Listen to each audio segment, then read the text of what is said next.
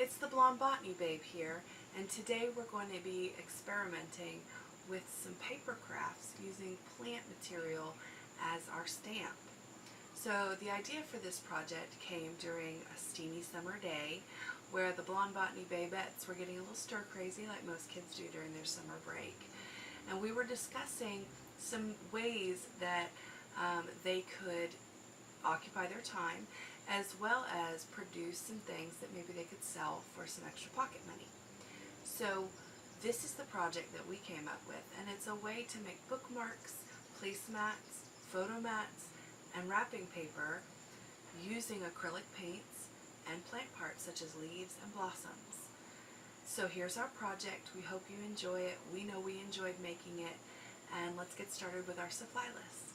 The first of your supplies you're going to want, not necessarily need but want, is going to be these file folders, and I use these to try to contain the mess when I'm crafting with my little ones.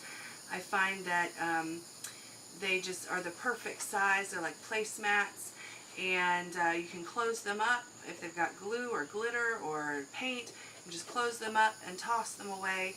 So these are very helpful. I always keep these on hand for those days when we're going to be crafting, and I find them to be very helpful. So that's item number one, is your file folders. Item number two, this is a just a plastic, you guys can see, just a plastic three-pronged folder that was my daughter's from last year that they use in school, and I cut our template for our bookmark from this. I just used a black Sharpie and a ruler, and I drew out the lines and cut it out. I use the plastic because it's reusable. It's kind of sturdy and kids can work with it. But I just measured out my lines with the ruler, and I created a X at the top where I just crisscrossed the marker, and so that I could get that fine point. You don't have to, in fact, use the fine point for this project. You could make it straight across. You could make it short or long. If you see, I've got two sizes here.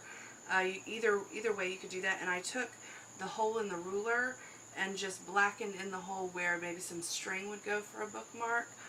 So there's that. Also, I have some cardstock here that I picked up from my local craft store in the scrapbooking section. You can get a pack of this for like $5 as a variety of sizes, a variety of colors. I've chosen some very organic looking natural colors. That's because those are my favorites. You don't have to use those. You can use bright colors or whatever. I don't recommend that you use anything that already has a texture, or you're not going to be able to see the true pattern of what we're going to do with our plants today. So I've chosen these two colors. I recommend giving your kids only two colors because there's so many decisions that sometimes they can get bogged down with that. So choose two colors, or let them choose two colors and let them work with those.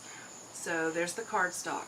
Next, you can see in front of me is an array of acrylic paints. Now, I bought these as a set a couple Christmases ago as a gift for my kids. I try to always give them something crafty or artistic for Christmas, and as you can see, they've been well loved. If you have the opportunity to purchase anything like this as a set, I recommend that you do it. I think I paid between $15 and $20 for the set, and we have used it over and over and over. It has come in very beneficial. You don't have to say, oh, I don't have any paint. You have it on hand. It will keep for an amount of time, of course, used as the manufacturer instructs, as far as storing and using and expiration dates and things like that. But this is a very handy thing to keep. So that's those. Next, I have a roll of paper. This is very similar to butcher's paper. I got this at IKEA a long time ago. My aunt always had a roll of this on hand and would allow us kids to roll it out and color on it, and I just loved it. You can buy butcher paper, or at any of your surplus DIY stores, they'll have paper rolls that are used for covering the floor when you're painting and doing work in your house. You can purchase those. But This is perfect for wrapping paper. Letting your children design their own wrapping paper using plants and doing plant-based paper crafts. So this is what this is for. And then I have a couple of just spray paints here, variety of colors. Once again, you can tell I've stuck with the very natural organic color scheme. That's my favorite. You're not held tight to that. I just happen to like these colors very, very much, so that's why I've chosen them. Next, of course, you're going to want a very good sharp pair of scissors. That's always helpful for mom.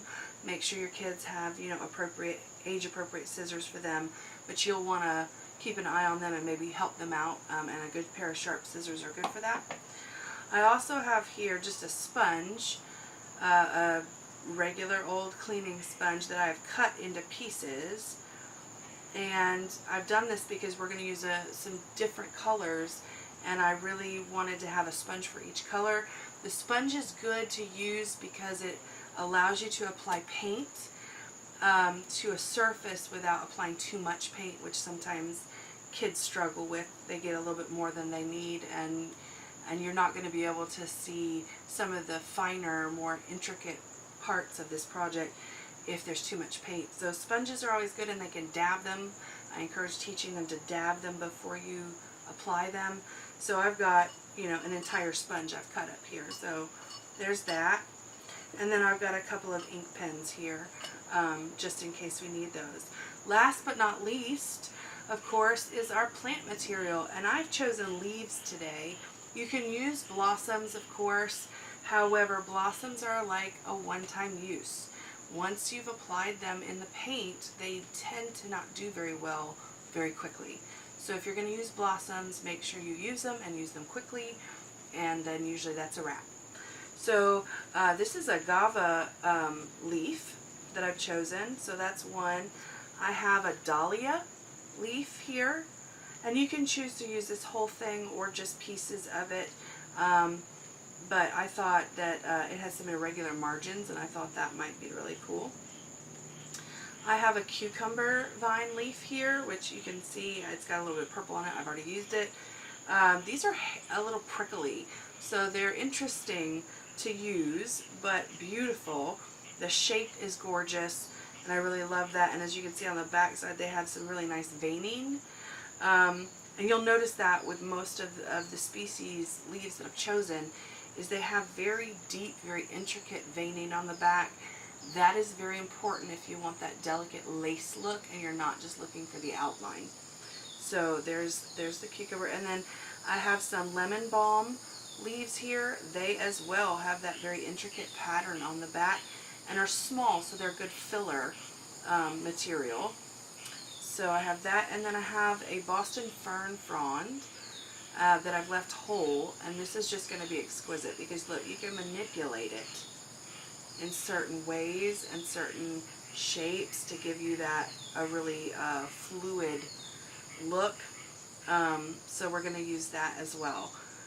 You can use any plant material that you desire. Kids start out painting with potato pieces and carrot pieces and apple pieces. That is definitely on the table. I've chosen leaves because of their just delicateness. So you can choose any leaves. You could be walking around on the streets of where you live and see a really cool leaf, and as long as it's not on someone's private property, go snip it off with your fingers and take it with you. I've seen some really gorgeous stuff done with philodendron leaves, with elephant ears on fabric. Just some really cool stuff done with plant-based designs and stamping. So now that you've seen all of our supplies, let's go ahead and get started on our project. Okay, we're ready to get started with our project. And you would imagine that the first thing that you would do is to cut out your paper. You can do it that way. You can go ahead and have your little ones, or you can go ahead and cut out the paper using the template first. That is how we have done it in the past. However, I have discovered that decorating your paper first may be the best bet, because in that way you get some irregularities and some fine details that are very interesting. So I'm going to go ahead and actually paint my paper first, and then later I will come and lay the template and I will cut out. When laying the template and your little ones are doing this, I highly recommend having them cut one out at a time and using some paper clips to hold the template on. That was one thing that my little one struggled with, was keeping the template in place. So if you actually paper clip this on, that's helpful. So I'm going to go ahead and get started painting my project, and I've got my sponges here, and I've chosen some paint colors here, and I'm going to go ahead. This paper I'm actually going to paint all using sponges, and then I will show you how to do the spray paint option as well. And so this file folder is perfect because now you might want to use little pots, which I do when my little ones are working, but for me, I can just use the edge, the margin of my file folder. So I like to take just a small amount of paint at a time, and I'm going to go ahead and choose my leaf. I'm actually going to use the cucumber leaf that we used previously, and just dab it with paint. And I honestly, you might want to just fill up your thing with paint. I don't like to do that because you never know how much you're going to need, but probably need more than I got originally. See, you just dab, dab, dab. Can you guys see that? I just dab, dab, dab the paint off. And you know, we've got some kids out there that don't like to get their hands dirty or icky, and in that case, you know, some rubber gloves you might want to add that to your supply list. And don't worry, your paint will not dry before you get it to the page. It will stay.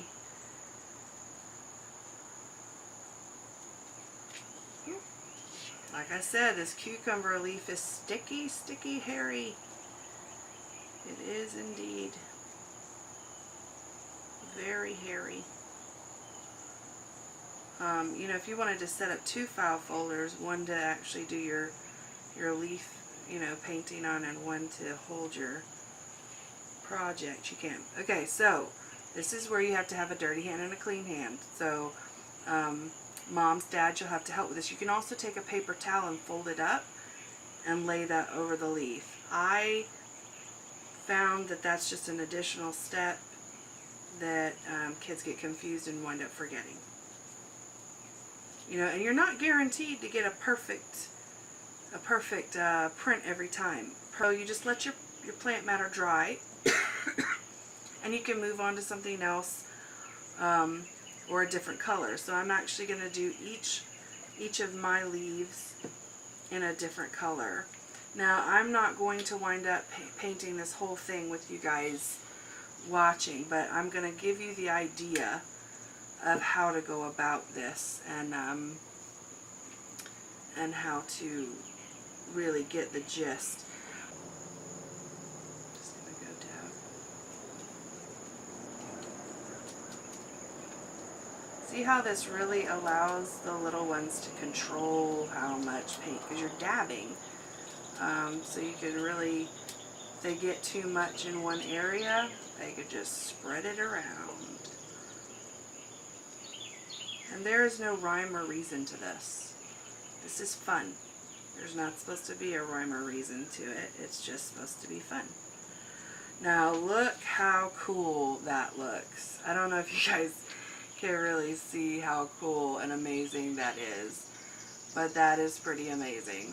So you're just going to do this over and over and over again.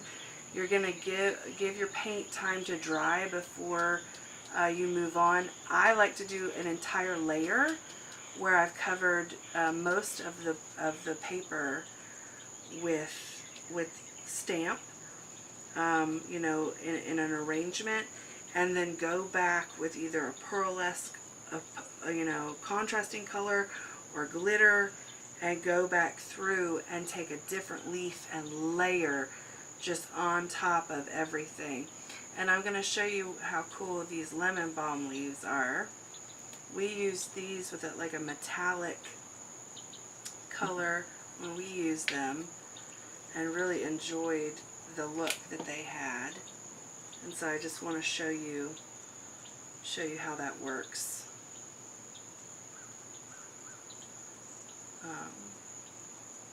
So for instance, I've got a glitter paint here. And so if this had already dried, I would then come in with my contrasting leaves and color and just stamp over. Now you're not going to get a whole lot of definition with these, so use some of the smaller leaves with actual flat colors so you can see them, but you're getting that glitter look. A dahlia here. And yes, I am using brown paint on brown paper, but it gives depth, and that is what we like. We like that depth, that look of multi-dimensionalness.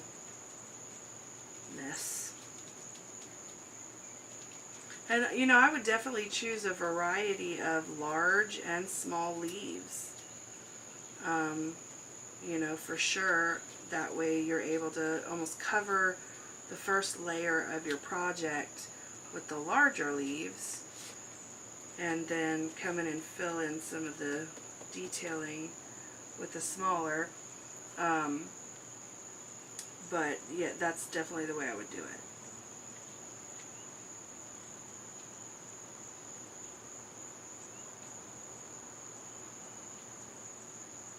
Giving you an example of that layering. So this is brown on brown, but they are two different color browns. So this is very ornate. You could actually see the leaf and the veining patterns. So this is what you're going to do. You're just going to sit here and layer and layer and layer. You don't want to layer too much because you do want to be able to see that you use leaves, but you do want to layer enough that you get some multi-dimensional look to it. Now you may be asking, this seems like a lot of trouble just to paint with plant parts. But the point is to get your kids involved, is to get them excited about plants. So now that you've got the general idea, you're going to let this dry, and we'll come back to that in a moment. Now we're going to get to the super fun part. Well, at least it's my fun part because I like spray paint. I don't know, I'm addicted to spray paint. Don't judge me. I'm just addicted to spray paint, and I can't help it. So obviously your fern, we're using our fern frond here, it's not going to want to stay in place. You can always, you know, put a little dab of some sparkly paint on the bottom and see if you can get it to stick like that. And if you guys just got your nails done like me, you probably don't want to do this on a day you did that without wearing gloves. So we're going to go ahead in and make sure you shake your spray paint liberally. Because if you don't, it's not going to look right and you're going to have glops. And so you're just going to gently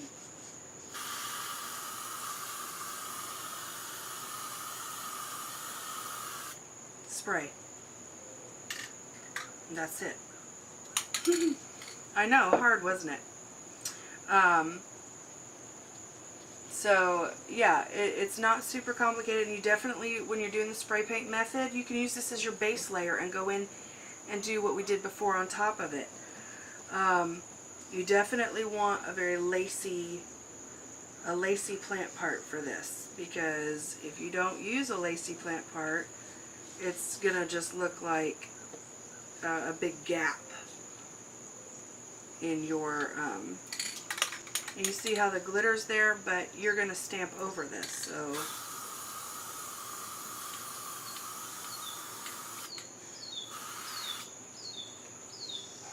Now definitely if you are doing this with children, the spray paint method is a much more adult way. So if your kids are watching this and they want to do the spray paint method, I very highly recommend that you let mom and dad do the spray painting. But you guys can kind of see, and it's not perfect. It's not supposed to be perfect. But can you guys see that? How cool that looks? And then to come in with another plant and lay it in over in a contrasting color. So you're going to want to give these projects at least 3 or so hours to dry. The spray paint one you may want to let dry longer, because not only does it need to dry, but you need to get rid of some of those fumes before you work with it. So you would do your wrapping paper just like this. I recommend, if you're going to do wrapping paper, getting the whole family involved, rolling it out. Everybody does a section. Maybe start with some really big elephant ear leaves and just layer on top of that. And I'm not actually going to do the wrapping paper for you today, but you get the idea. You're going to do it exactly the same way. So I'm going to give you some tips on how to finish this project once everything is dried, once you have added all the plant stamping that you wanted, once all that is done, of how to turn this paper into a finished product. Something that you can give as a gift, something that perhaps your children might sell at a fundraiser, you know, whatever. So that is how you do the spray paint and the stamping method together, and I think it looks really cool. Imagine this is dry, and you're now going to take your template, mom and dad, and you're going to secure it down. I recommend, like I said, using paper clips. If your little ones are doing it, you may feel confident doing it without it, but I recommend paper clips, just to make sure that your template stays in place. Now, like I said, you guys don't have to do this pointed edge, but when I think of a bookmark, I think of a pointed edge, and so I wanted to stay with that idea. I'm just trimming up because these scissors are bulky on one side, so you get kind of a lopsided, a bowed effect. See, my paint wasn't dry, that's what happened, so your paint's not dry. But we fast forwarded in time, don't forget. So this is what you're left with, is this piece of paper that kind of looks like the National Monument. So at this point, I highly recommend some metallic Sharpie markers. They're fantastic, and you can actually write on this. You can put someone's name. You can put a poem or a quote that really is meaningful to you, or a Bible verse. Then I would come in here and I would poke a hole using a single hole punch in the end of this, and maybe take some cross-stitching thread or some yarn and loop it through there. But there are some things that I recommend you do first. First of all, you may want to do the back side, or not. It's up to you. You could just do the one side. But first of all, laminate this. Do not laminate the whole page at one time. Laminate them after you've cut them so that you have a nice sealed edge. And then thread. That gives some added stability. It also locks in any of the toxins that are in the paints, any of the chemicals that are in the paints that you may not want seeping into a book, or whatever you're using this for. So I recommend that. They make lamination sleeves that are just phenomenal, in a 8.5 by 11, and so you can get several of these in there and do them all at one time. So there's that, and you definitely want to write on them before you laminate them. That goes without saying. This is how you do bookmarks. You would do wrapping paper the same way. You could do a mat for a picture this way. You just want to measure out your picture and how thick you want the mat to be, and go ahead and probably cut it before you paint it in this case, and not laminate it. But this is how you make paper crafts using plant stamps. And I know this may seem very simplistic to you, but this is a beautiful thing. This is art. This is something that your child will never forget. And you've used plants. You've shown your child that plants are more than something you eat or something that you put in a flower arrangement, that they can be used for many purposes, and that keeping them alive and growing them is important, and that many things can be done with this and with them, and that they are worth having in their lives. So here is our bookmark up close, and as you can see, you do get to see quite a bit of the detail of the plant, veins and underside of the plant. Obviously you want to choose the side of the plant that is most decorative to use for your stamp. You don't have to use the underside, but we have here just for that veining effect.